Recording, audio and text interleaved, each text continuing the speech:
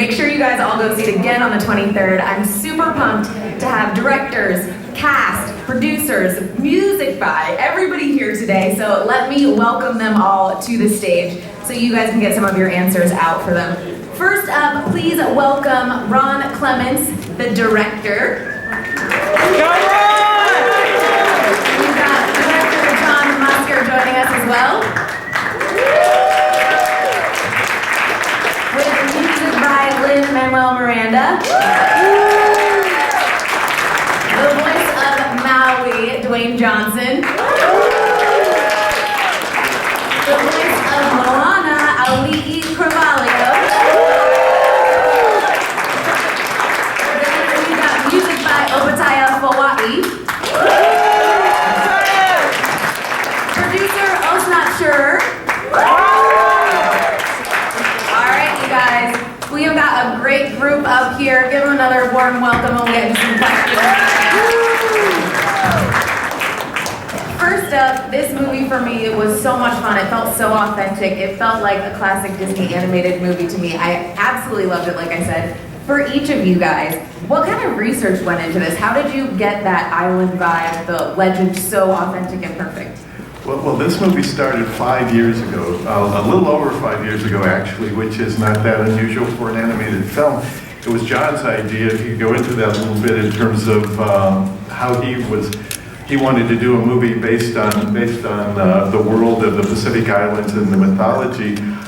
That led to about 5 years ago, we took a trip to Fiji, Samoa, and Tahiti, which really, it was the basis of the movie in terms of the connection to navigation, to people's connection to their ancestors, respect for nature. A lot of those ideas came from that first research trip, and the movie was heavily inspired by that, and people that we met have stayed involved with the movie throughout its production process to try to capture as much as we could of all the wondrous things we learned and the wonderful people that we met. We took a second trip to the Pacific with our musical team. So actually Lin and Opetaia, and we already worked with both of them, but actually right on the front end working with Lin. I don't know if you want to talk about that trip at all to the Pacifica Festival. Yeah, sure. I got the job the week before, and with my job offer came a plane ticket to New Zealand, where everyone was already there. The Pacifica Music Festival is islands and choirs from all the different islands in the Pacific. So we sort of immersed ourselves in this world, and then Opetaia, Mark and I jumped into a studio and just started banging on drums and started really trying to find the pulse of this thing in a way that honored the unique musical heritage and incredible rhythms that come out of this part of the world. But before that, we had this dance competition on the stage. True story. Wait, what? You had a dance competition? There was a dance competition. This guy here, I've never met him before. And I had a suspicion about him. He jumps on stage and dances Timuri and real fast Pacific dances and wins the competition. Yeah. Well, that's how we met him. So we knew that this man was a winner. Before the surprise, and I thought our dance contest. Luckily, Puerto Ricans can shake their hips too. So I had those Latin hips going, yeah. This sounds like the most difficult research anyone has ever had for a movie. You're like, cool, let's travel to the islands. And then waited out the year, like, let's go. Do we get to go on another research trip with all you guys? I mean, they brought it with them. They are the research in a way. But yeah, I don't know if you guys want to talk about your own experience with the culture. Of course, I do not want to talk about yeah. No, I've grown up in Hawaii all my life. I grew up in a small town in Kohala on the big island of Hawaii, where I literally grew up with pigs and chickens. I am deeply rooted to my culture. I actually go to an all-Hawaiian school where the mythology and the folklore of Maui is in our curriculum, and I've listened to his stories as bedtime, stories, and I've grown up with the aloha spirit just around me, and I'm sure Dwayne can second that. Forcing him to talk. Yes, what Auli'i just said, she mentioned the term, it's called aloha spirit, and it's something that is very special, it's very meaningful to us and our Polynesian culture. And so, for example, those of you who've had the opportunity to visit Hawaii or any of the Polynesian islands, it's a very special thing, it's an intangible that when you get off the plane, and you have your feet on the ground there, energetically it takes you to a different place. That's aloha spirit. And you know, the opportunity that we had just as Polynesians to be part of a story and to bring to life a story of our Polynesian culture in this capacity with our great partners at Disney, musically with these masters, was just a really, really special opportunity for us. Absolutely. What about for you, Osnat? Well, one of the great things that happened when we went on these research trips is we met incredible people with knowledge in areas of the navigations, of master tattoo artists, weavers, people, and anthropologists and archaeologists as well. And they became kind of what we loosely call our Oceanic Story Trust. We decided that we wanted to make this film together, and so we would keep checking in with our trust. Of course, it's a fictional story. It's a story from the imaginations of all these incredible people. But we wanted it really to honor and respect the cultures that inspired the movie, and so we kept working together. Everything from every tattoo was checked with our master tattoo artist. The dances were all choreographed by one of our consultants. And so that kept something that we kept going throughout the making of the film, and I think lifelong friendships have been formed as a result. Definitely think that authentic vibe and just the joyfulness of it comes across so well in the movie. I'm going to toss it out to you guys who've got questions. We'll go right up here in the front first row. They've got a mic for you. For Lin-Manuel, Dwayne, and Opetaia, how did you work together specifically on You're Welcome to figure out what Dwayne's vocal range would be for that song? I'm happy to lead this story. I got a lot of questions from reporters this week being like, how'd you get The Rock to sing? That's not what happened here.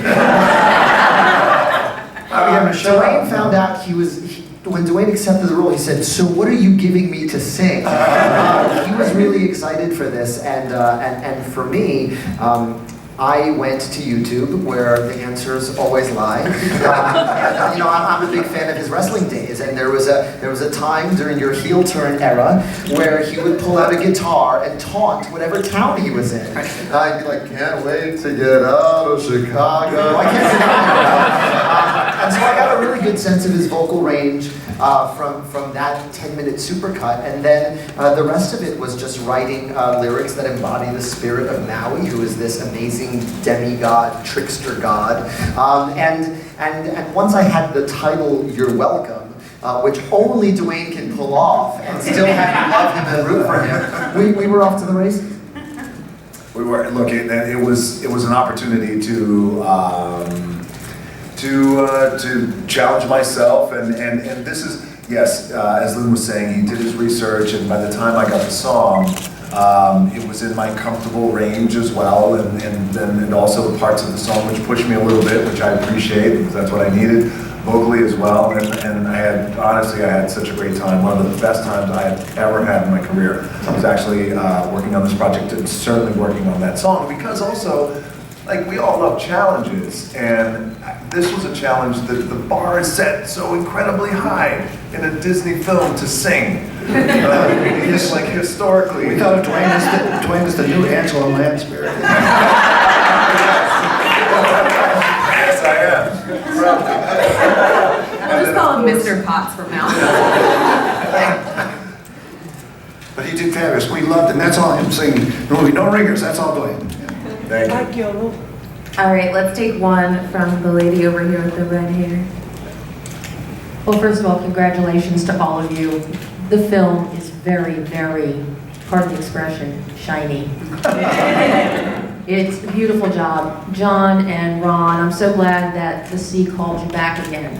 We did get a call back. Yeah, the sea was beckoning us, so we responded. And with that in mind, I'd like to ask you, since your visit with the Little Mermaid under the sea, what has happened with technology that allowed you to now make the water an actual three-dimensional character within the film? Well, someone asked us, could you have done that when you did The Little Mermaid? And the answer was, well, no, obviously. But actually, even 5 years ago, I think it would have been much harder to do it. It's the technology just keeps developing all the time. And we knew pretty early on, when we were in the islands, people talked about the ocean as if it were alive. and they caressed it, and they had these personal relationships with the ocean. So we knew we wanted the ocean to be a character in the movie. We knew we wanted to have this lava monster in the movie. We didn't know how to do it, and we talked to a lot of very smart people in terms, and they didn't know how to do it either. They said that this is like going to be really, really hard, but we think we can figure it out before the movie needs to come out, and they did. So it was actually, there was sort of groundbreaking technology in this movie. There were a lot of things in this movie, even including what was done with the hair, Maui's hair, Moana's hair. There are things that were really breakthroughs in technology. And with a giant crab as well. All right, we'll take you right over here with the floral crown. Hi, I'm Cassandra from LA Times High School Insider. Mr. Lin, I'm curious, bear with me. Are you aware that you're making history? From Hamilton to Moana to Mary Poppins returning, you're burning history up, you're creating nonstop. You know, I'm a young artist that likes to write, so what is your advice to write day and night and every second you're alive like you need it to survive?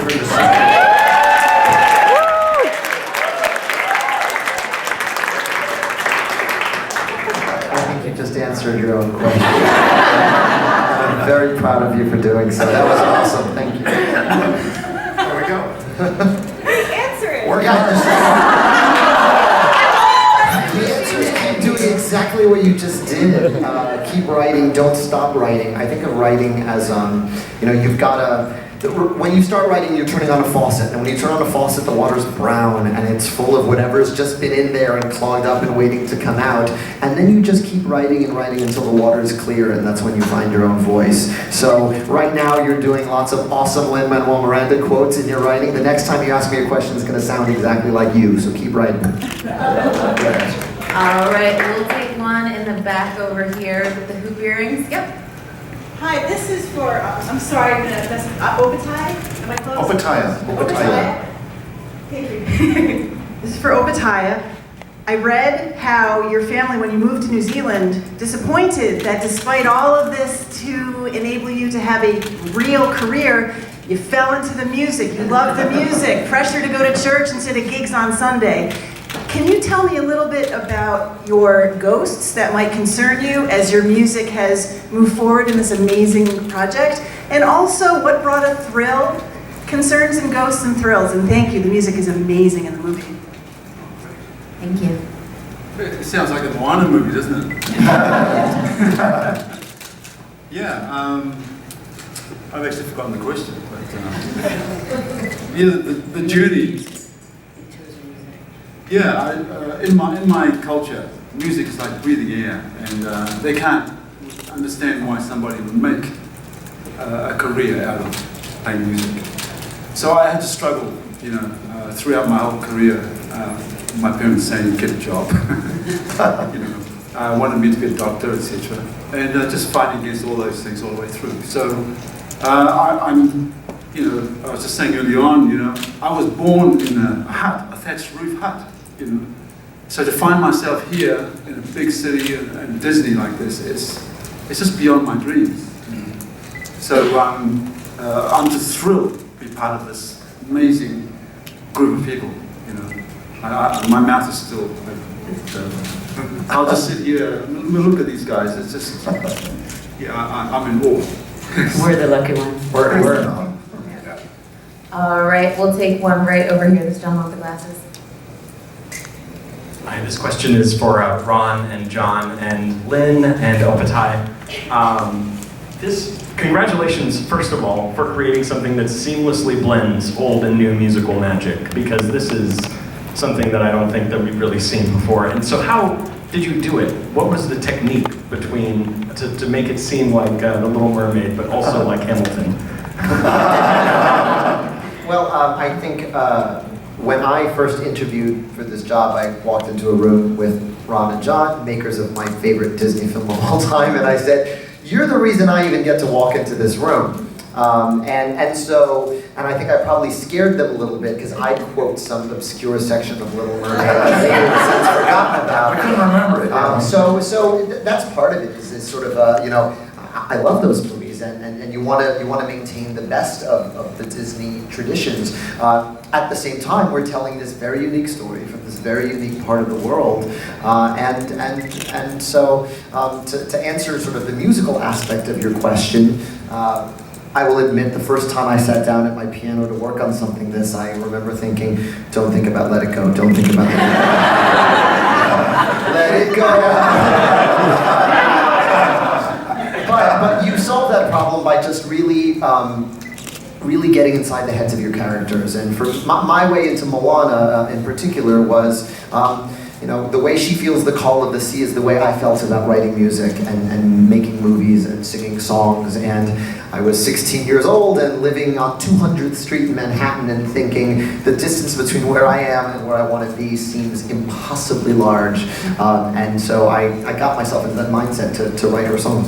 And very early on, when we visited the islands, we heard music wherever we went. Like Opetaia said, it's part of the culture. So we knew we wanted music to be part of the score. And we really wanted even the underscore of the movie to feature vocals from another language. And actually it was Osnat, our producer, who really zeroed in on Opetaia and Cravalho. If you want to talk about that a little bit, Osnat. Yeah, I first came on the movie and just spent days listening to Pacific Island music, and every time I thought, oh my God, that's good, it was Cravalho, it was Opetaia.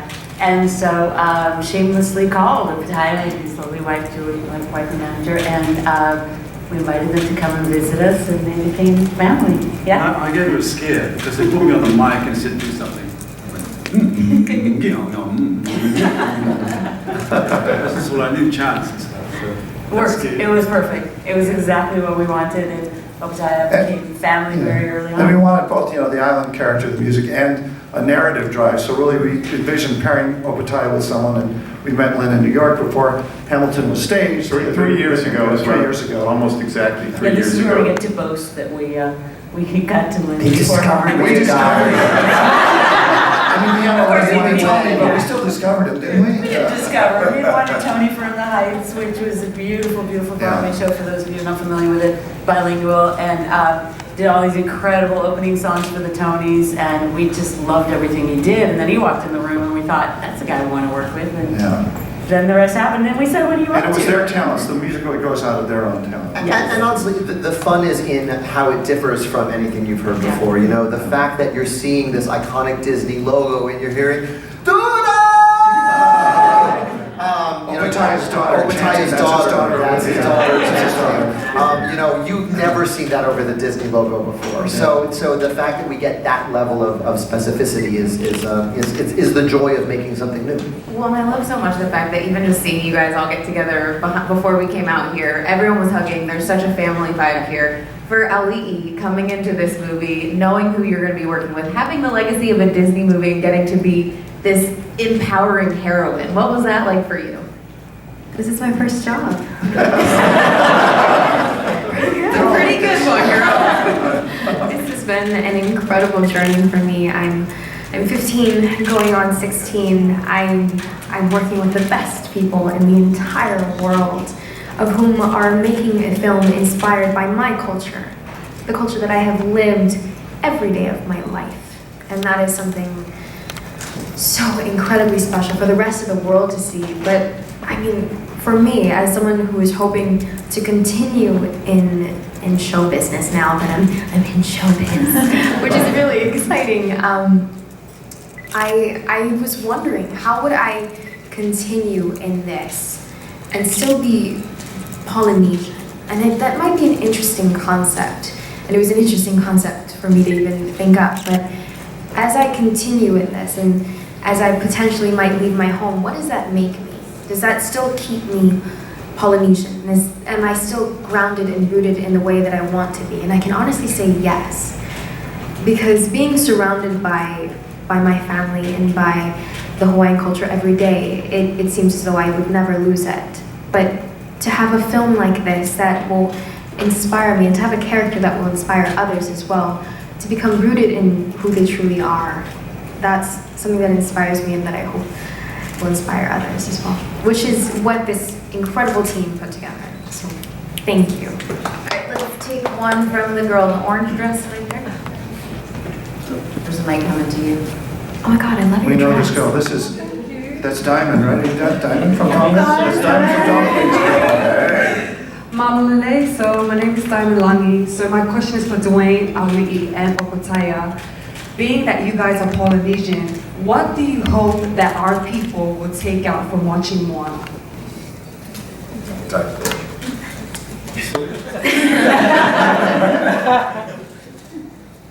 Well, for me personally, my journey has been from the village to the city. Now, this movie, I said it earlier on, I can vouch for it that our ancestors are happy with this movie, culturally speaking. So, there are many other cultures that will see this movie and be interested in the movie. But also, there will be Polynesians who are born in the cities who will then start their journey back to the roots. That's what I'm thrilled about. Wait.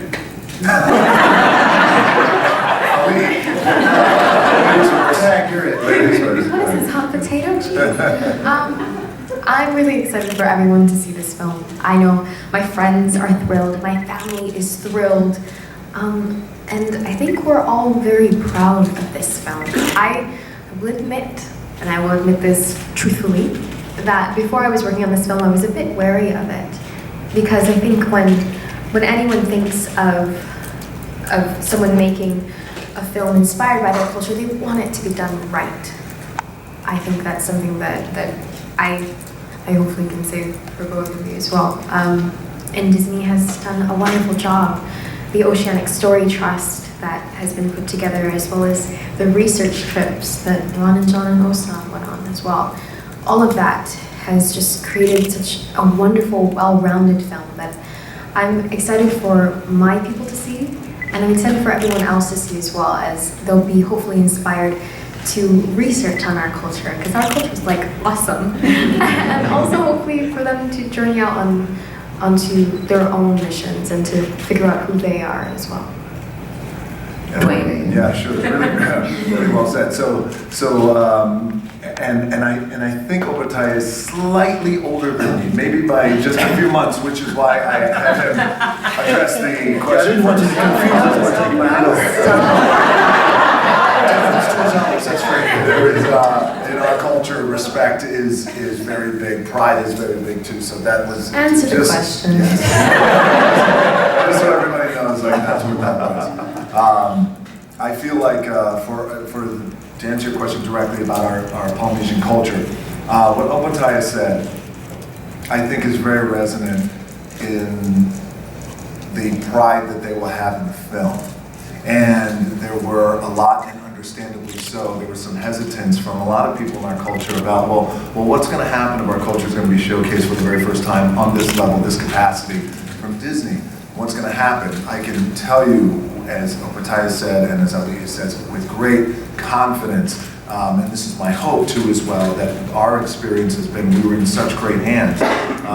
And anyone who knows John Lasseter knows that he has mana in his soul and in his body.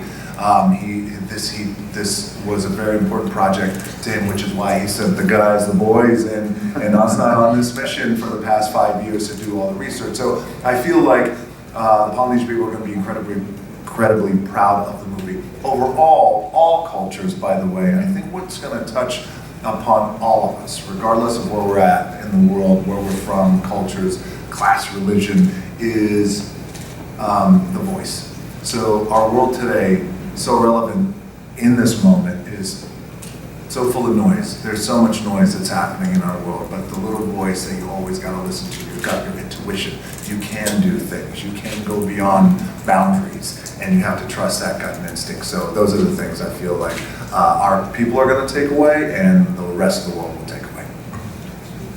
All right, let's take one from the gentleman here in the plaid shirt. Oh, me? Yeah. Unless you're going to change shirts, it's you. Forgot what he put on this morning. Stephen Schaefer from the Boston Herald, and for Lynn, congratulations everybody really, but the timeline on this, did you do this before you started work on Hamilton, and when you're doing this Mary Poppins sequel or whatever it's going to be called, is that completely different from anything you've ever done just the way this is? I've been working on this film for 2 years and 7.5 months, and I can tell you that with confidence because my son turned 2 last week, and I got this job the same day I found out I was going to be a father. That was about, and he was born 2 weeks before rehearsal started for Hamilton at the Public off-Broadway. Yes, I've been working on this since before Hamilton opened, concurrently with Hamilton as we went through previews, and then through Hamilton since we opened. How do you do all these things? I ask the same question when I see The Rock's Instagrams at 5 in the morning. What you do is, it actually became my oasis of calm. I prioritized writing this story. I would meet with our creative team every Tuesday and Thursday at 5 p.m. my time, 2 p.m. your time, and sometimes they'd see me in my 18th century blouse because I had a curtain at 7 o'clock. Eating his Chinese food in his Hamilton outfit. And and then I would say, okay, that's 5:30, I gotta go to the chiropractor. But it forced me to say no to things that I could say yes to Moana. And during previews, it was a great break. If I was sick of the founders rapping, I would go sail across the sea with Auli'i and Moana. So it actually was the opposing muscle group. It was the counterweight to the Hamilton phenomenon. And it was also sort of an island of peace when the Hamilton stuff started getting crazy in terms of crowd and in terms of attention. So I'm really grateful for Moana because it kept me grounded and it kept me writing at a time when the world was really paying attention. And we had the most awesome demos because it was the cast of Hamilton. Yeah, that's true. Yeah, so Philip Masu was singing my demos, Chris Jackson was singing my demos. It was my scratch voice. Scary nice. Yeah, I had like the best singers as like my in-house band. I'd say, come to my dressing room and sing this. Normally demos are not like that. We liked Chris Jackson enough, and he matched Tim Morrison enough, and so it was just right. So that song, the Village song, "Where You Are," that is actually Chris Jackson. Chris Jackson. Dwayne Hamilton is the singing voice of our chief Tui. Washington is Tui.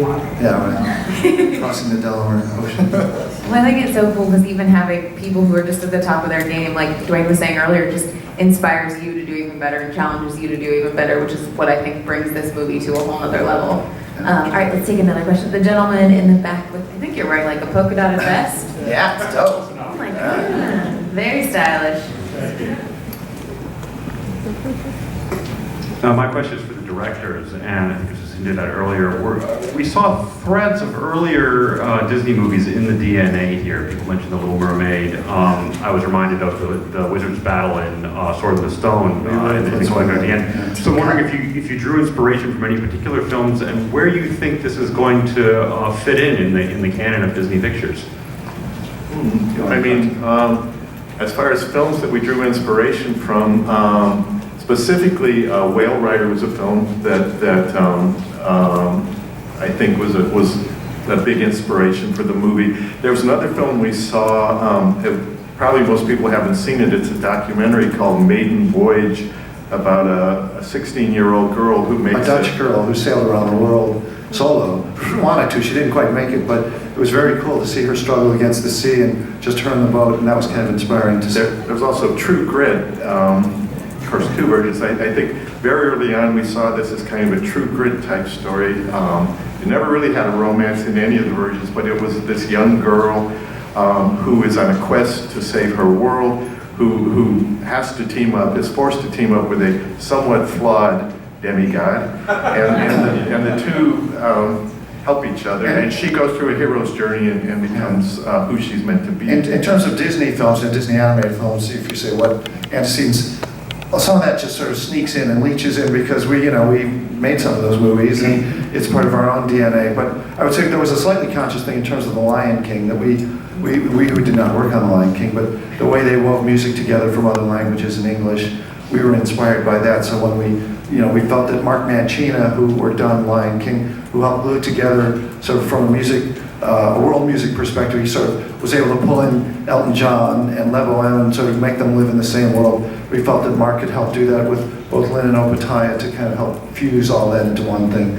But as far as the other references, Some of them are accidental, I would say. Well, there's that indie movie, Mad Max Fury Road. We did do a shout out to that. That was deliberate, though. I'm a big fan of George Miller and John Ripa, who did the storyboards for that. Loved Fury Road.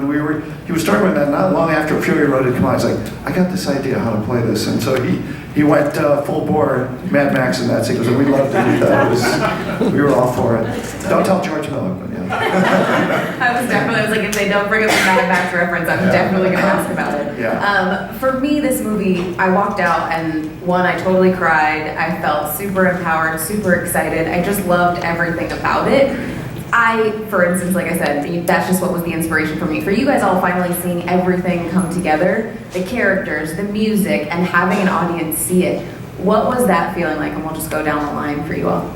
Well, it was interesting. This is our first CG film, and not going into too much detail, but one of the differences in the process is that compared to a hand-drawn film is that things develop much slower. Everything, along with the story, which goes through a lot of changes, everything has to be built. The characters, they have to be designed, they have to be modeled, they have to be rigged. Every element of the environments have to be built. There's so many testing and research going on that you don't see a lot at first in terms of what it's going to. You have to be patient. You have to wait a long time. And then at the end, there's a more compressed schedule, I would say, and this film certainly had a compressed schedule. There was some of this movie was made before last January, but the bulk of this film was actually made within like since last January, and at a fairly rapid rate. So when we saw it actually start to come together, it actually wasn't that long ago, and we were kind of blown away by a lot of the stuff that we were seeing when the animation and effects and lighting and textures and tech animation, the hair and the cloth, and it all looks so cool.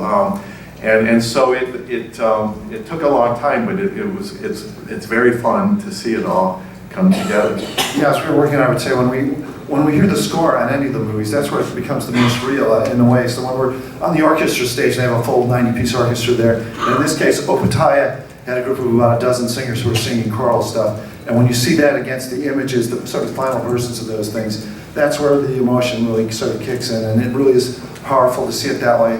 And we actually haven't seen too much with audiences yet, so we're hoping to do that in the future because we've just seen it ourselves reviewing this content. We had a rep party last Saturday. Yeah, we did see them with people there, but people who haven't worked on the film, really a totally independent audience, not too many audiences like that. Yeah, I saw a close to finished version of the film the day after I hosted Saturday Night Live with 300 of my closest friends because we were moving to London, and so it was a screening/goodbye party, and it was so overwhelming. I mean, I made my wife cry, which, she didn't cry at the end of It's a Wonderful Life. So we got her. I was like, we're gonna be okay. But I also, I was very moved in the closing credits, which we saw at the screening yesterday. Disney has a tradition of listing the names of all the children born over the course of making a movie, and seeing my son's name at the top of that list. And Dwayne's daughter is in there as well, right next to Lin's son. Yeah, so it was that was sort of a really crazy full circle moment for me. Yeah, in life we get an opportunity to do some cool things, we hope, and things that are fun and that we like doing. But with something like this, as Lin had said, he was so moved. I was so moved when I saw the movie for a variety of reasons. Not only you work on it, you pour your heart and soul into it, its culture. The grandmother in the movie, Grandma Tala, is like my grandmother, like so many of our grandmothers, and I think that when I saw it in a theater, in a very little theater, with a group of people, what I noticed, and I've used this term earlier, is they were floating when they walked out of the theater, and it was such a cool thing to be a part of and to watch them come out energetically. They're floating, and also too, I in my entire career, I've never cried consistently through a movie ever. And anyway, it was a very, very special thing. So I guess probably the biggest thing for me was just to watch everybody walk out floating. That was cool. I also got to watch the film for the first time at the screening, and that was incredible for me. I've been voicing this character for It's about a year, a little bit over a year now, and I've known how incredible she was, but that was me in a booth, and to see her on screen, I mean, she kind of has some characteristics of me, and her face is like a little bit like me. To have my voice in there is a little uncanny, I'll say that, but also to hear, I think, how the characters play off of each other. That was really incredible for me, and especially Clements. It was difficult for me to record. It was a challenge for me to record because I like being happy, and having to challenge myself and go into that deeper place was challenging but so rewarding. I didn't get to really connect to my grandmother before she passed, unfortunately, but I have the best mom in the world. So I was. And she's standing right over there. I know, in the red shirt. Yeah, so whenever I thought of someone who pushed me 100% and loved me unconditionally and still does and still will for the rest of my life, that's my mom. So, sorry. Okay. It's getting really dusty here. To see that character relationship play out the way I felt it in the booth, and to see my mom's reaction to the entire film, and to hear my mom's line in the film too. Did you know that she has a line? She has a line, guys. She her mom plays the one with the coconut that comes up and says there's a palm on the onion, but she says, she's doing great. Right? Which is how she really feels as a mom. She's like, she's doing great. Yes. So I loved that. It was just an amazing experience seeing the finished film. Thank you. Well, my job in this movie basically is to look after the cultural side of the movie. And I'd like to thank John, Ron, and Osnat for gambling on including me in this movie. And it's just been an amazing. I've been in heaven for 3 years, and then having Auli'i. I love your voice on this. It's just incredible. She is the Moana voice that I was wondering. And then having Dwayne in there, I mean, it just sealed the whole thing. So from a cultural side of things, I'll give that a big tick. It's good. And then having Lin. Yes, I knew Lin before he became famous. So, we're on that level. So, it's just been a joy working with him. It's just, he's all right. Well, for me, I've had the great good fortune of seeing the film with audiences, and particularly what moved me the most was the chance to watch the film with people from the Pacific Island communities. We did screenings here, and was fortunate enough to go to Tahiti and show it there, and Fiji in the village that inspired us to make the ocean a character, and seeing the responses to the film has been so moving. It was so important to us to capture the spirit, the mana, and literally after our big screening with the Pacific Island community, I said, did anybody have any questions? And when he put up their hand and said, I just want to talk about the mana in the room, and I lost it. So that's been very, very moving. Awesome.